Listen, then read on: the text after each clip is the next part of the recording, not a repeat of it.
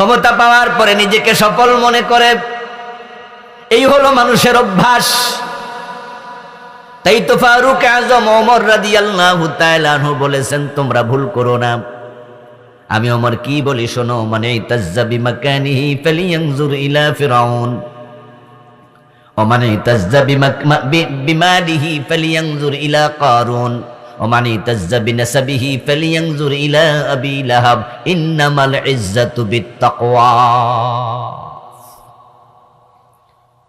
অর্ধ দুনিয়ার সম্রাট ওমর বলেন, যে ব্যক্তি ক্ষমতা পায় এমপি মন্ত্রী হয়ে নিজেকে সফল মনে করছো, শোনো আমি ওমর তোমাকে বলছি, ক্ষমতার নাম যদি সফলতা হতো তাহলে ফেরাউন সফল মানুষ হতো, মিশরের প্রেসিডেন্ট ছিল।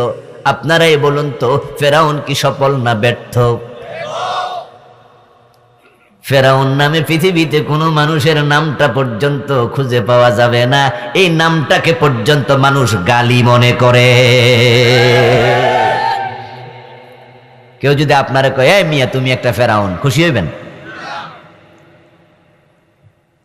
মিশরের প্রেসিডেন্ট ফেরাউন ক্ষমতাওয়ালা ছিল, 400 বছর লম্বা হায়াত পেয়েছে, লং টাইম মিশরের প্রেসিডেন্ট ছিল, বিশাল হায়াত পেয়েছে, অনেক ক্ষমতা ছিল। ইউদাব্বিহুনা আবনাআকুম ওয়া ইস্তাহইউনা নিসাআকুম যালিকুম বালাউম মির রাব্বিকুম আযীম। এমন পাওয়ার তার হাতে ছিল, বনি ইসরাইলের কোন শিশু যদি ছেলে হয়ে জন্ম নিত, মায়ের পেট থেকে বের হওয়ার পর ফেরাউনের নির্দেশে মায়ের সামনে জবে করে দিত। কারণ ফেরাউন স্বপ্ন দেখেছিল তার তখতে তৌসে আগুন লেগেছে। তার দেশের গণকেরা ব্যাখ্যা করেছে, বনি ইসরাইলের পক্ষ থেকে এক শিশুর জন্ম হবে যে তোমার মসনদকে তছনছ করে ফেলবে, এই হলো তোমার স্বপ্নের ব্যাখ্যা। তখন ফেরাউন বলল, তাহলে বনি ইসরাইলের কোন শিশু ছেলে হিসেবে জন্ম নিলে তাকে বাঁচতেই দেব না, জবে করো।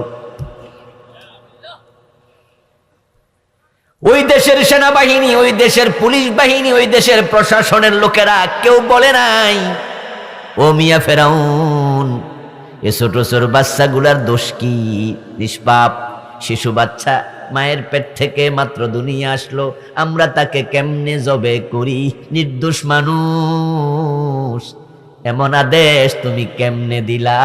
একজনও প্রশ্ন তোলে নাই, বরং হাজার হাজার শিশুকে জবে করেছে। এতে বোঝা যায় ওই দেশের মানুষের উপরে তার একচ্ছত্র আধিপত্য ছিল।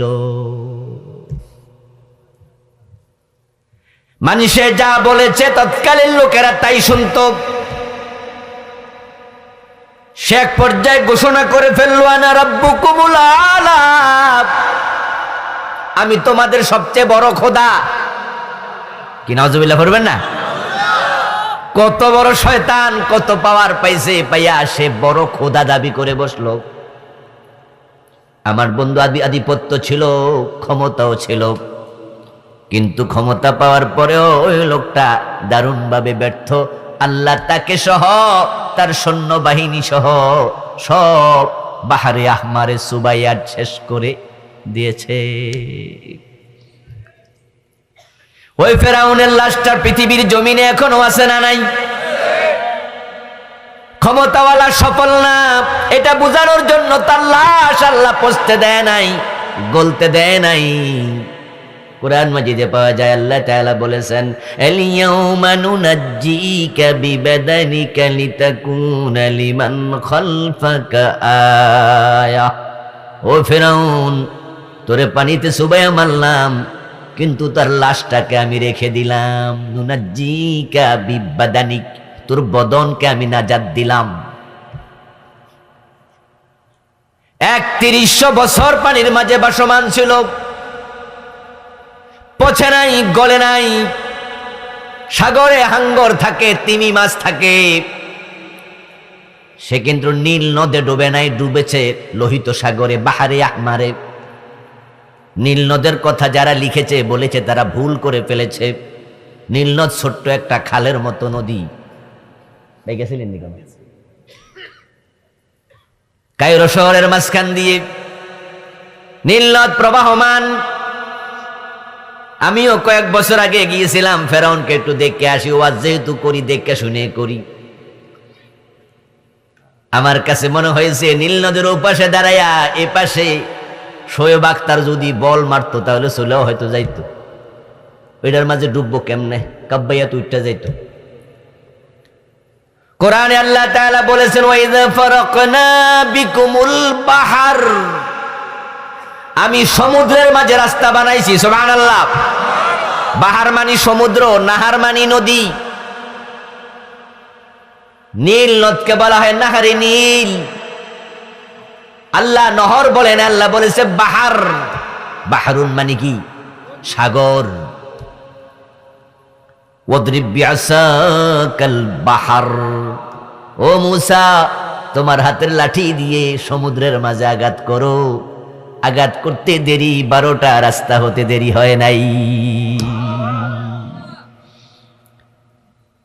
সাগরে হাঙ্গর থাকে, তিমি মাছ থাকে। 3100 বছর ফেরাউনের লাশ পানির মাঝে ছিল, কিন্তু হাঙ্গর খায় নাই, তিমি খায় নাই। আপনারা সবাই কম বেশি জানার কথা, ফেরাউন কি একা ডুবেছে নাকি সাথে সৈন্য ছিল? ওই সৈন্যগুলোর লাশ পচে গেল, কিন্তু ফেরাউনের লাশ পচতে দেন নাই কে? আলিয়াউমা নুনাজ্জিকা বিবাদানিক, তোকে পচতে দেব না, গলতে দেব না। ওই ফেরাউনের লাশ এখনো কায়রোর জাদুঘরে আছে, মিশরের রাজধানী কায়রোতে। ফেরাউনের লাশ একটা বড় সড়ক কাছের বক্সের ভিতরে বন্দি শুয়ে আছে। আল্লাহ বলে আমি কেন রাখবো তোকে? শোন, লিতাকুনা লিমান খালফাকা আয়া, পরবর্তী যুগের লোকেরা তোকে দেখে শিক্ষা গ্রহণ করবে। ক্ষমতা পাইলে সফল হওয়া যায় না, আল্লাহ ক্ষমতা দেয়, আবার বেশি বাড়াবাড়ি করলে ফেরাউনের মতো সুবানিও মারে। সে আল্লাহ এখনো আছে না নাই? সুতরাং ক্ষমতাওয়ালারা বেশি বাড়াবাড়ি করো না, ফানিও আছে, আল্লাহও আছে, সুবানির ক্ষমতা আল্লাহর এখনো। এজন্য ক্ষমতা আপনারাও তো পান, মেম্বার হবেন, চেয়ারম্যান হবেন, এমপি হবেন, মন্ত্রী হবেন, কিন্তু ভাববেন না যে ক্ষমতা সবটা আপনার হাতে। মূলত সব ক্ষমতার মালিক কে? আন্নাল কুওয়াতা লিল্লাহি জামিআ। আল্লাহ বুঝাচ্ছে ফেরাউনের লাশ দুনিয়ার উপরে রেখে তোমরা ফেরাউন হইও না, ফেরাউনের মতো আচরণ করিও না। ফেরাউন কি ভালো মানুষ না জালেম? ফেরাউন ভালো মানুষ না জালেম? দুনিয়া তো জালেম প্রেসিডেন্ট আছে না নাই? এই যে ইসরায়েলের নেতানিয়াহু কত বড় জালেম, ফিলিস্তিনের মুসলমানগুলোকে শেষ করে দিচ্ছে। 7 অক্টোবর থেকে শুরু করে আজকে আপনার ডিসেম্বর মাসের কয় তারিখ? 24 তারিখ। আরে কতগুলো দিন, 2 মাস, সোয়া 2 মাস হয়ে গেল। হাজার হাজার মুসলমান ফিলিস্তিনে মেরে ফেললো। হাসপাতালে পর্যন্ত বোম্বিং করে 500-700 রোগী একসাথে দুনিয়া থেকে বিদায় করে দিচ্ছে। ফিলিস্তিনি বিদ্যুতের লাইন কেটে দিয়েছে, পানির সংযোগ বিচ্ছিন্ন করেছে, গ্যাস পর্যন্ত আউট করে দিয়েছে, মোবাইলের নেটওয়ার্ক পর্যন্ত বন্ধ করে দিয়েছে। জালেম হয়ো না, জালেম হয়ো না। আল্লাহ পাক রব্বুল আলামিন ফেরাউনের লাশ দুনিয়ার উপর রেখে আমাদেরকে শিখায়, আল্লাহ সার দেয় কিন্তু ছেড়ে দেয় না। সবকিছুর একটা শেষ আছে। আল্লাহ নিজে কোরআনে বলছেন ওয়া উমলি লাহুম ইন্না কাইদি মাতিন, আমি রশিতে ঢিল দেই, আমি ছেড়ে দেই না, আমার কৌশল বড় শক্ত। ইন্না বাতশা রাব্বিকা লাশাদীদ, ও প্রিয় নবী আপনার রবের ধরা বড় শক্ত। ওয়ালা তাহসাবান্নাল্লাহ গাফিলান আম্মা ইয়ামালুজ জালিমুন, কোন জালেম আপনার মুখে পাথর মারে দাঁত ভাঙে? কে আপনার মাথায় হেলমেট ভেঙেছে? আপনি 3 ঘন্টা বেহুশ ছিলেন। ও প্রিয় নবী, কে কোথায় ষড়যন্ত্র করে? সব কিছু কিন্তু আমি আল্লাহ দেখি। আপনি ভাববেন না জালেমদের ব্যাপারে আমি বেখবর, আমি সব খবর রাখি।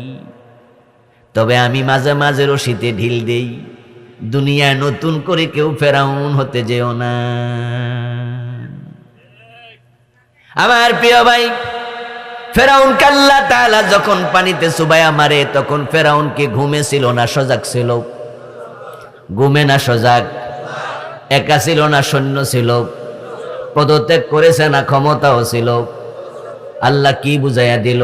আমি যদি কাউকে ধ্বংস করতে চাই ক্ষমতা রেখেই পারি, সৈন্য সহ পারি, সজাগ অবস্থায় পারি। তাই দুনিয়ায় কেউ নতুন করে ফেরাউন হলে আমি আল্লাহ চাইলে তাকেও ডুবাইয়া দিতেই পারি। আমার বন্ধু, আমরা গোলাম, আমরা মালিক নই। যখনই নমরুদ ক্ষমতা পাওয়ার পরে নমরুদ সীমা লঙ্ঘন করলো, নিজেকে মালিক দাবি করলো, আল্লাহ বলে তাকে অনেক ছাড় দিয়েছি আর ছেড়ে দেব না। তখন ঠ্যাং ভাঙ্গা একটা মশা নাকের ভিতরে ঢুকাইয়া দিছে, এটা মাথাতে এসে কামড় মারে। শেষ পর্যায়ে ইতিহাস বলে নিজের লোকেরাই জুতা দিয়া পিটাইয়া মাথা ভেঙ্গে মেরেছে। ক্ষমতাও আল্লাহ দেয়, বেজ্জতিও আল্লাহ করো। অত ইজ্জু মান্তাসা কত জিল্লু মান্তাসা। একটু পয়সাওয়ালা হয়ে গেছে, পাশের বাড়ির গরিবের উপর জুলুম করে, এমন প্রতিবেশী আছে না নাই? ওই গরিবের মুরগি আপনার বাড়িতে আসছে তাই ঠ্যাং ভাঙ্গা দিছে। আর আপনার গরু যদি রশি ছিঁড়া ওই বেটার ক্ষেত খায়, তখন কত তোর ভাগ্য বালা, আমার গরু তোর খেতে গেছে, কপাল খুলে যাইব রে। আপনি জুলুম করেন, এটা কিছু আসে যায় না, আপনি সীমা লঙ্ঘনকারী হবেন না। আমার প্রিয় ভাই, আল্লাহ পাক রব্বুল আলামিন আমাদের সব কাজ পর্যবেক্ষণ করে। আমরা তার গোলাম। যে গোলাম বাড়াবাড়ি করে ওই গোলামকে উচিত শিক্ষা দেওয়ার জন্য আল্লাহর ফেরেশতা আছে না নাই? ফেরাউনকেও আল্লাহ ফেরেশতা পাঠাইয়া পানিতে সুবানি মারছিল। হাদিসে পাওয়া যায় রাসূলুল্লাহ সাল্লাল্লাহু আলাইহি ওয়াসাল্লাম বলেন, ফেরাউনের সাথে যত সৈন্য ছিল প্রত্যেকটা সৈন্যের জন্য আল্লাহ আলাদা ফেরেশতা পাঠাইছে। ফেরাউন যেহেতু সবার লিডার, তাই তাকে সুবানি দেওয়ার জন্য আল্লাহ পাঠাইছে ফেরেশতাদের লিডার জিবরিল আমিনকে। জিবরিল আমিন এসে ফেরাউনের মাথা দুইটা চাপ মারছে, সাগরের নিচে নিয়ে ছাইরা দেয়, কাব্বানি খাইয়া ওড়ে, আবার সাপ মারে, আবার ওড়ে, আবার সাপ মারে।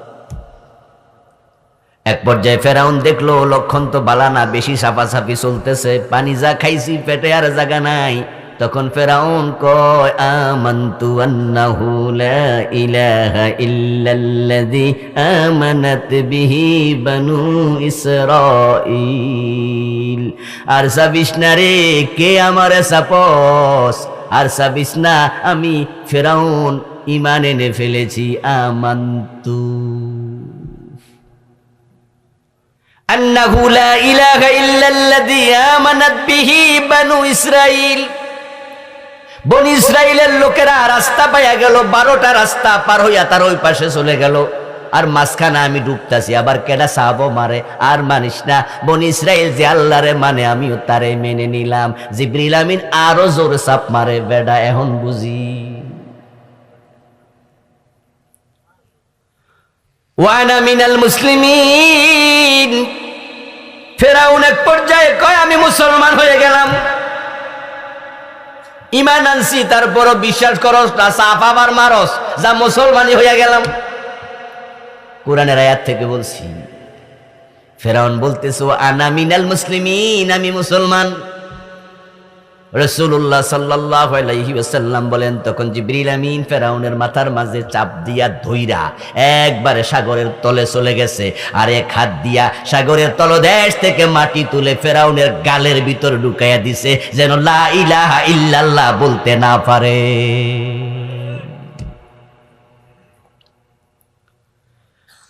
আমরা আল্লাহর গোলাম, তাই সীমা লঙ্ঘন করব না। আল্লাহর বক্তব্য, কাদা রাব্বুকা আল্লা তা'বুদু ইল্লা ইয়াহু। তোমাদের রবের অর্ডার, আল্লাহ ছাড়া কারো ইবাদত করা যাবে না। আর এই অর্ডার যারা মানবে তারা সব জান্নাতে যাবে।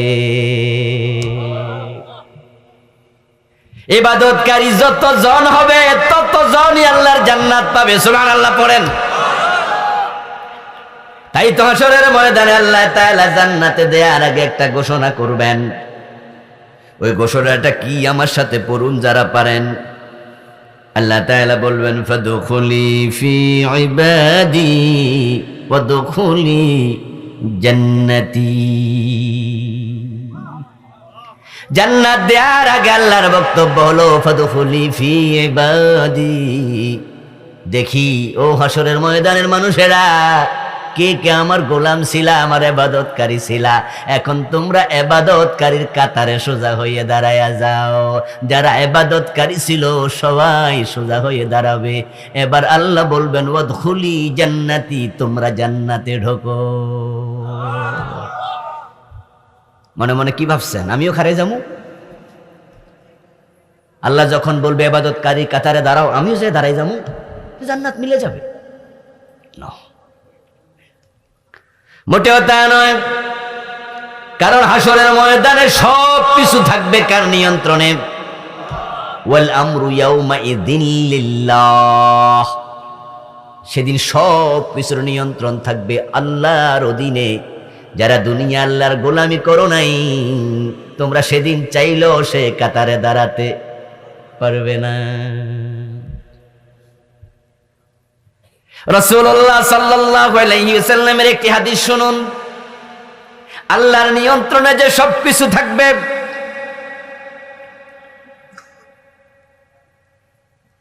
আল্লাহর নিয়ন্ত্রণে সবকিছু থাকবে, সে বিষয়টা আপনি শুনুন। আমার প্রিয় বন্ধু, আল্লাহর নিয়ন্ত্রণে থাকবে তার প্রমাণ প্রিয় নবীজি বলতেছেন ইয়াকশিফু রাব্বুনা আন সাকিহি। আল্লাহ তাআলা নিজের কদম যখন তুলবেন, কদম খুলবেন, এর মানে হাশরের ময়দানে প্রকাশিত হবেন।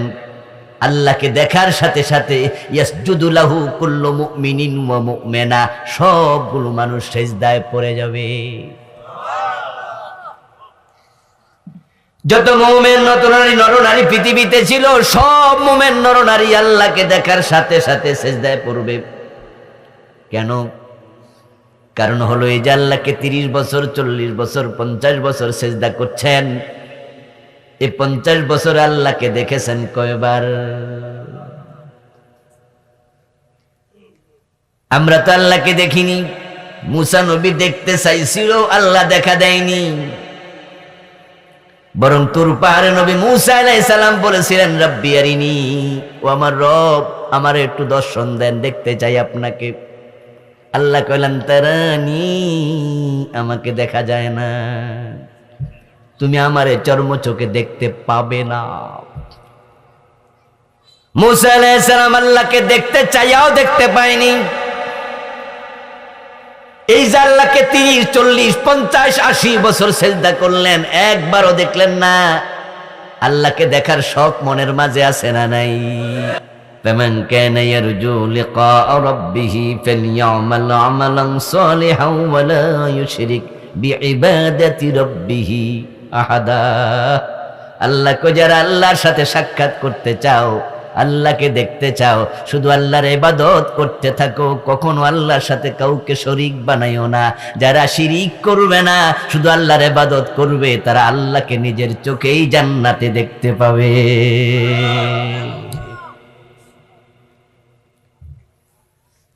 ও প্রিয় ভাইয়ের, আল্লাহ তাআলাকে মানুষ দেখবে শুধু জান্নাতে, দেখবে মানুষ আখিরাতে, হাশরের ময়দানে। দুনিয়াতে কোনোদিন দেখেন নাই আল্লাহ আপনার সামনে আসছে, হুঁশ থাকবে না, সিজদায় পড়ে যাবেন।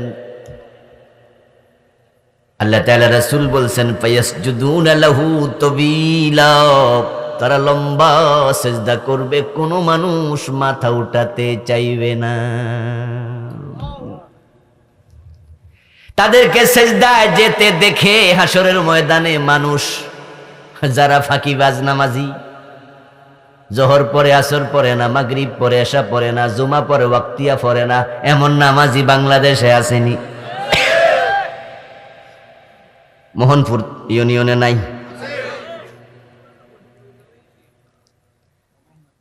জুমার দিনে মসজিদে জায়গা হয় না, ফজরের নামাজ এক কাতারও হয় না, এমন মসজিদের সংখ্যাই। ওরা দেখবে অন্য সবাই সেজদায় চলে গেছে, আমি খাড়ে থাকবো কেন? রাসূলুল্লাহ সাল্লাল্লাহু আলাইহি ওয়াসাল্লাম বলছেন, তখন তারাও চাইবে ফায়াযহাবুনা লিয়াসজুদা, তারাও যাইবে, তারাও চাইবে সেজদা আমিও করব, কিন্তু ফায়াউদু যহরুহু তাবাকান ওয়াহিদা, ওই বেনামাজিগুলো, ফাঁকিবাজ নামাজিগুলো সেজদা করতে চাইয়াও লাভ নাই, মেরুদণ্ডের হাড্ডি কাঠের মতো আল্লাহ সোজা বানাইয়া দিবে। তারা সেজদা করতে চাইবে, কিন্তু তাদের মেরুদণ্ডের হাড্ডি তারা বাঁকাই করতে পারবে না। এই যে সেজদা করতে চাইলো কিন্তু মেরুদণ্ডের হাড্ডি বাঁকা হয় না, সেজদা করবে কেমনে? তাহলে বোঝা যায় সেদিন নিয়ন্ত্রণ থাকবে কার? তো জান্নাতে দেওয়ার আগে আল্লাহ তাআলা বলবেন, ফাদখুলি ফি ইবাদি ওয়াদখুলি জান্নাতি, আল্লাহর গোলামের কাতারে দাঁড়াও, তারপরে জান্নাতে যাও। আপনি দাঁড়াবেন কেমনে গোলামি না করলে? তাহলে আল্লাহর বক্তব্য হলো আল্লাহর ইবাদত করো, আল্লাহর গোলামি করো। এখন আল্লাহর ইবাদত করতে আপনারা রাজি আছেন না নাই? তো ইবাদত কি জিনিস এটা শিখা দরকার আছে কি? না শিখলে ইবাদত করবেন কেমনে? অথচ বাংলাদেশের হাজার হাজার নামাজি, হাজার হাজার রোজাওয়ালা, হাজার হাজার ভালো মানুষ, তারাই জানে না ইবাদত কি। ইবাদত না বুঝার কারণে তো লোকেরা নামাজও পড়ে সুদেও টাকা লাগায়, নামাজ পড়ে সুদ খায়। এমন নামাজি আছে কিনা? নামাজ পড়ে গোশ না দিলে পাইলে সিগনেচার করে না, এমন অফিসার আছে না নাই? নামাজ পড়ে ওজনে কম দেয়, মালে বেজাল দেয়, এমন নামাজি ব্যবসায়ীও আছে। শুধু নামাজি পড়ে না, শুধু নামাজি পড়ে না, বরং মসজিদেরও সভাপতি, মসজিদের ক্যাশিয়ার, মসজিদের সেক্রেটারি, ইমামের পিছনে নামাজ পড়ে, অথচ বাপ মরছে 10 বছর আগে, বোনের জমিটা দেয় না।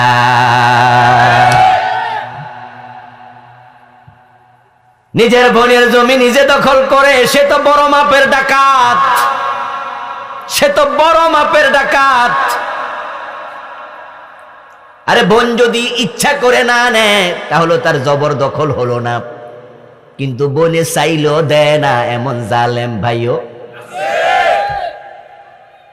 বোন কষ্টে আছে, সে জানে, জমিটা নিয়ে যা কয় না, চাইলে আবার ইশারা দেয়, কথা হইলে বাপের বাড়ি ভুলে যা।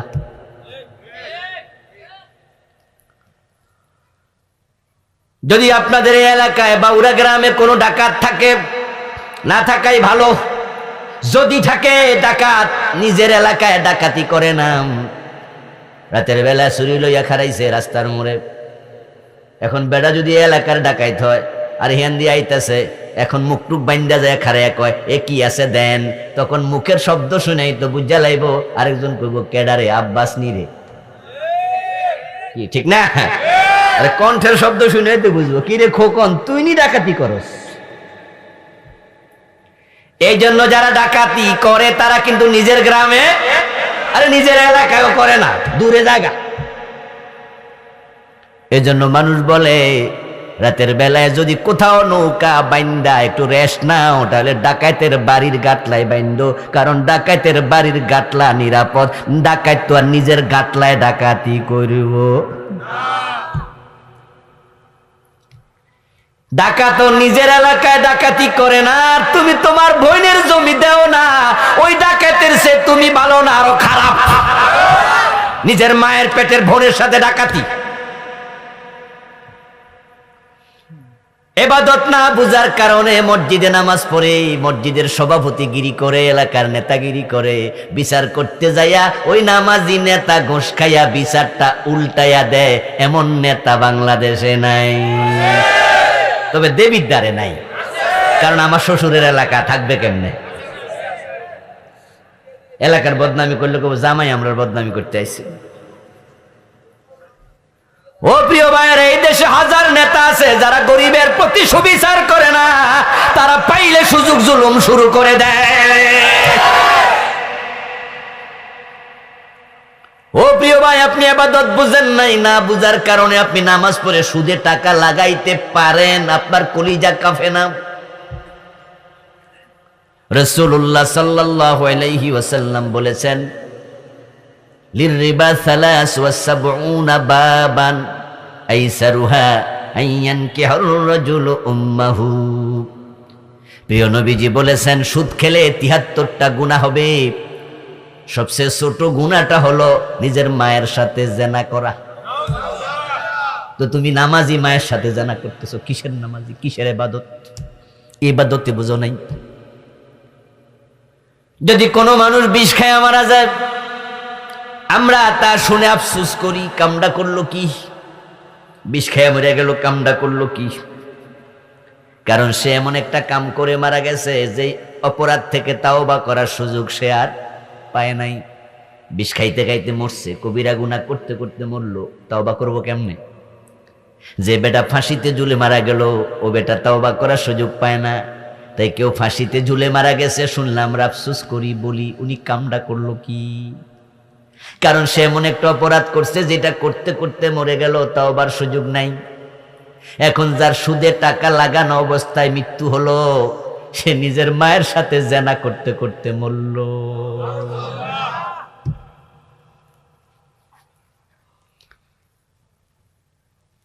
قال النبي صلى الله عليه وسلم من أكل درهم ربا وهو يعلم أنه أشد من 36 زينة। প্রিয় নবীজি বলেছেন, যে ব্যক্তি জেনে শুনে 1 টাকা সুদ খাবে, তার আমল নামায় 36 বার জিনার গুনাহ লিখে দেয়া হবে।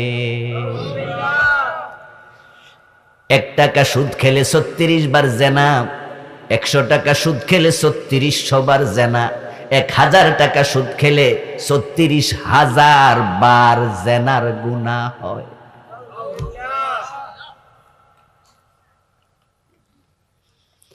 সুদে যারা টাকা লাগায় তাদের টাকা প্রতিদিনে আসে। 1 মাসে 2000 টাকা সুদ, 3000 টাকা সুদ। 3000 টাকা যদি 1 মাসে সুদ হয়, দিনে 100 টাকা পড়ে, দিনের মাঝে 24 ঘন্টা। এবার ভাগ দিয়া দেখেন প্রতি ঘন্টায় কত? 1 ঘন্টা 60 মিনিট, প্রতি মিনিটে কত? 60 মিনিটে 60 সেকেন্ডে 1 মিনিট, প্রতি সেকেন্ডে কত? তাহলে সুদে যারা টাকা লাগাইছে প্রতি সেকেন্ডে তো টাকা আসতেছে, এর মানে প্রতি সেকেন্ডে কবিরা গুনাহ করছে।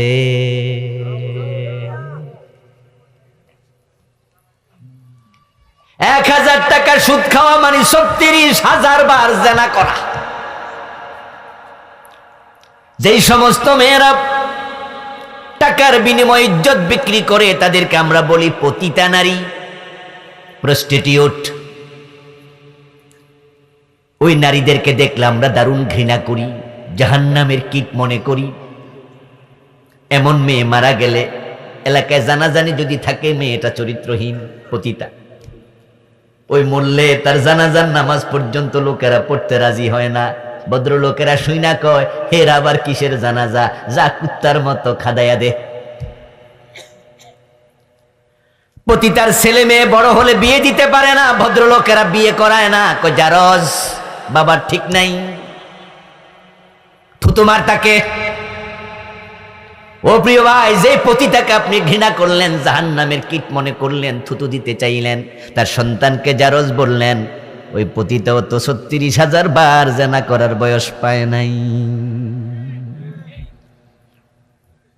দিন যদি 10 বার জিনা করে, তাও 30-40 বছরও 36,000 বার হবে না। 36,000 মানে বিশাল সংখ্যা, অনেক বড় সংখ্যা।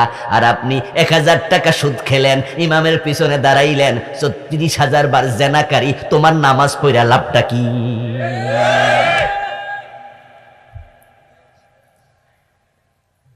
ইবাদত না বুঝার কারণে মানুষ আল্লাহর আইন মসজিদে মানে, কিন্তু মসজিদ থেকে বের হওয়ার পর আল্লাহর আইন মানে না। মসজিদে যখন ডিসি সাহেব ঢোকে, তখন কোন পা দিয়ে ঢোকে? জজ সাহেব কোন পা দেয়? ম্যাজিস্ট্রেটেরা কোন পা দেয়? দেখেন আল্লাহ রাসূলের আইন মানে ডান পা দিয়ে ঢোকে, বাম পা দিয়ে বের হয়। আল্লাহু আকবার বলে নামাজ শুরু করে, সালাম ফিরিয়ে নামাজ শেষ করে, সবাই আল্লাহর আইন মানে। কিন্তু ওই জজ যখন, হাকিম যখন আদালতের চেয়ারে বসে বিচার করে, আল্লাহর আইনে একটা বিচারও আর করে না। করে করে করে ইবাদত বুঝিনি, মনে করছে নামাজ রোজা ইবাদত। ও প্রিয় ভাই, তা মোটেও নয়। মসজিদে ঢুকেছে কুমিল্লা জজকোটের জজ সাহেব, ফেনী জজকোটের জজ সাহেব, অনেক জজকোট আছে যেখানকার ম্যাজিস্ট্রেটরা অনেকে নামাজি, 5 ওয়াক্ত নামাজ পড়ে এমন বিচারপতিও আছে। জোহরের নামাজ পড়ছে, 2 রাকাত পড়ার পরে হুজুর আত্তাহিয়াতু পড়ার জন্য বসতে ভুলে গেছে। তাই হুজুর আত্তাহিয়াতু না পইরা আল্লাহু আকবার কইয়া খাড়াইতাছে, পিছন দিয়া লোকমা মাইরা দিছে। জজ সাহেব কি লোকমা দেবে না? ম্যাজিস্ট্রেটরা দেবে না? বিচারপতি দেবে না? সবাই দেবে। সাধারণ মুসল্লিরা সবাই লোকমা দেবে, কারণ সবাই মাসআলা জানে। ফরজ নামাজ 3 রাকাত 4 রাকাত বিশিষ্ট যদি হয়, 2 রাকাতের পরে আত্তাহিয়াতু পড়ার জন্য বসা ওয়াজিব। শেষ বৈঠক ফরজ, প্রথম বৈঠক ওয়াজিব। হুজুর ওয়াজিব ছুটে গেছে ভুলে, তাই হুজুরকে লোকমা দিছে। হুজুর লোকমা গ্রহণ করলো, বসে গেল, আর তাহিয়াতু পয়রা খাড়াইলো, আরো 2 রাকাত শেষ করলো, সাউ সেজদা দিয়া নামাজ শেষ করে চলে গেল। এবার ম্যাজিস্ট্রেট সাহেব আদালতের চেয়ারে বসলো। জোহরের পরে চুরির মামলার শুনানি শুরু। আজকে রায়ের দিন, সাক্ষী প্রমাণে সাব্যস্ত হলো এই লোকটা চোর, 1 লাখ টাকা চুরি করেছে কারো। এখন রায় দেওয়ার সময় তিনি, আল্লাহর আইন হলো আস-সারিকু ওয়াস-সারিকাতু ফাকতাউ আইদিয়াহুমা জাযাআম বিমা কাসাবা নাকালাম মিনাল্লাহ। চোর পুরুষ হোক আর নারী হোক, আমার রব বলে আমি আইন দিলাম, হাত কেটে দিতে হবে। প্রিয় নবীজি সাল্লাল্লাহু আলাইহি ওয়াসাল্লাম বললেন, আমার মেয়ে ফাতেমা যদি চুরি করে, আমি ফাতেমার হাতটাও কেটেই দেব। যিনি কিছুক্ষণ আগে ইমাম সাহেবের ওয়াজিবে লোকমা দিছে, ভুল ধরছে, উনি ম্যাজিস্ট্রেট হইয়া চেয়ারে বৈশা আল্লাহর আইনে ফরজ হাত কাটার বিধান চালাইছে না 1 বছর জেল দিছে? তো জেল দেওয়ার আইন কি আল্লাহর না ব্রিটিশের? তো উনি মসজিদে আল্লাহর গোলাম, আদালতে কার গোলাম? ওয়াকাদা রাব্বুকা আল্লা তা'বুদু ইল্লা ইয়্যাহু। ইবাদত মানে মসজিদে গিয়ে নামাজ পড়া নয়, রমাদানে রোজা রাখার নাম শুধু ইবাদত নয়, এগুলো ইবাদতের ছোট ছোট অংশ। এটাই তো পরিতাপ দেশের মানুষের জন্য, যে তাদেরকে যে ইবাদতের জন্য আল্লাহ তাআলা বানালেন, তারা সেটাই জানে না ইবাদত কাকে বলে, অনেকেই জানে না। এখানে আমরা যারা আছি, 10 জন বিএ পাশকে যদি আপনি নিয়ে যান, আলাদা করে প্রশ্ন করুন নাউন কাকে বলে, প্রোনাউন কাকে বলে, 10 জনই দেখবেন একই রকমের উত্তর দেবে। 10 জন মাওলানা সাহেবকে আলাদা করুন, প্রশ্ন করুন এসএম কাকে বলে, ফেইল কাকে বলে, হরফ কাকে বলে, 10 জন এক রকমের উত্তর দেবে। এবার এখান থেকে আমরা যারা আছি আল্লাহর ইবাদতকারী, আমাদের 10 জনকে আলাদা করে জিজ্ঞাসা করেন ইবাদত কারে বলে, 10 জন 10 রকমের উত্তর মাইরা দিও। তো ইবাদত যদি আপনি না চিনেন, ইবাদতটা করবেন কেমনে? আল ইবাদাতু হিয়া কাযাউল হায়াতি বিহাসবি আওয়ামিরিল্লাহি তাআলা ওয়া নাওয়াহি। ইবাদত মানে হলো আল্লাহর আদেশ এবং রাসূলের আদেশ নিষেধের ভিত্তিতে পুরাটা জীবন পরিচালনা করা। মা আতাকুমুর রাসূলু ফাখুযুহু ওয়া মা নাহাকুম আনহু ফান্তাহু। ইবাদত মানে হলো রাসূল যা করতে বলেছেন করো, যা ছাড়তে বলেছেন ছাড়ো।